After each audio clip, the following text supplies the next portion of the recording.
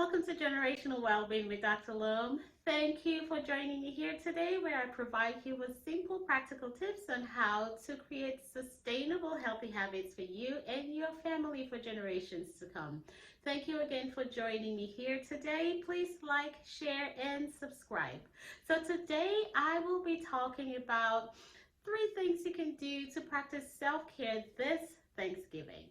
So the last 2 years have been a roller coaster, especially with the pandemic bringing along with so many uncertainties, so many losses, and so many different changes in our children with loss of jobs and moving around. So with all of the stressors, it is important to really pause this Thanksgiving to take care of ourselves and fill up our cups so we're ready for the ride next year.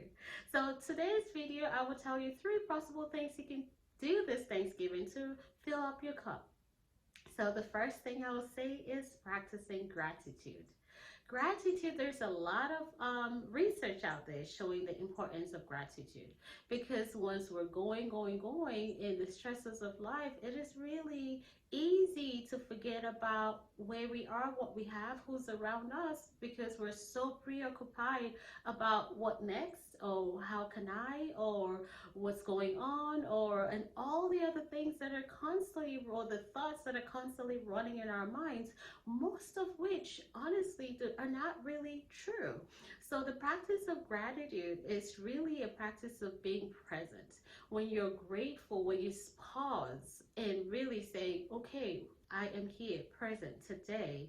I have my family around me. I am grateful for my family, for my children, and for what I really have. As opposed to looking at what we have, sometimes it's easy to really take it for granted. And like, oh, I have to do this, I have to do that. Like, because you have all of these things, then it becomes a burden to take care of it. But this Thanksgiving, how about we pause and be present and really kind of really take note of what we really have and be grateful for it, because there's so many people who do not even have a roof over their heads, or may not even have the internet to watch this video right now. So this Thanksgiving, let's really be intentional about practicing gratitude. The second thing is unplugging. Oh, the pandemic has brought a lot of loss, but it's also brought a lot of opportunities to the virtual world. Everything has gone virtual, and as a result of that, most of work is seeping kind of into family time. It's hard to really disconnect. There's no clear boundaries between work and home. So a lot of times, even though we're home, we're constantly working and we're not really present with our kids and all of that. So this Thanksgiving, how about just unplugging and really being present? And really what that does is it helps to rebuild those connections, because our relationships are suffering. And because of that, there's an increase in mental disorders, an increase in disorders like stress, anxiety, depression, in adults and in kids. I have seen a lot of kids being diagnosed with depression. The suicide rates have gone up high. Higher diagnosis of high blood pressure and diabetes in children. So this Thanksgiving, let's really pause and reconnect with our kids. Really listen to them with an ear of understanding and without any kind of judgment. Let's show them, let's model to them what it means to connect with each other. Because at the end of the day, we are social beings. We're created for relationships. And if we don't teach our kids how to create those connections by modeling it in front of them, they have no way of really going back in there and really reconnecting with the new school environment, because everything has changed and most people actually moved. And I have seen a lot of kids who are really having a hard time really going back in there and getting or making new friends or getting back into the system. So let's use this time as an opportunity to create the connections with them, building the relationships with our families, and also showing our kids how to do that by listening and modeling forgiveness and really modeling being present. So let's unplug this Thanksgiving.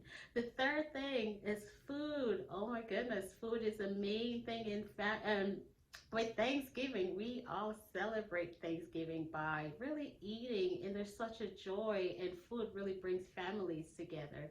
And food is also, or can also be used as medicine, because the food we eat will not only impact our physical health, it also impacts our emotional and our mental health. So let's be intentional about adding those foods that are really going to go to feed our bodies, our brain, our minds, and our emotions. What kind of foods can we possibly add this year? Maybe adding stuff like berries. A lot of berries out there are really great for, they have like antioxidants in there to help fight viruses, bacteria, and stuff, and a lot of vitamins that our bodies need to really heal itself. The things you can possibly add are like seeds and nuts, which are really, they contain the high omegas in it that are good for our brain health. Another source of good source of like an omega is wild caught salmons. Those are really good for omegas. So, and also with sardines. And we can say, oh, we take the pills, but sometimes with the pills, they don't give you what the natural foods say.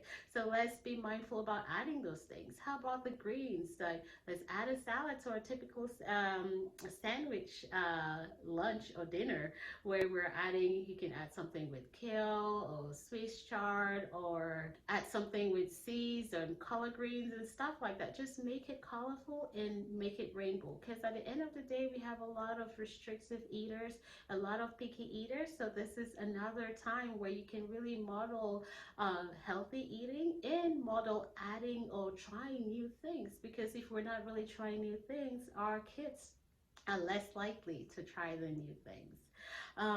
So let's model healthy eating to our kids this Thanksgiving by really adding new stuff rather than restricting, but we add the stuff that will go to enrich our minds, enrich our bodies, enrich our emotions.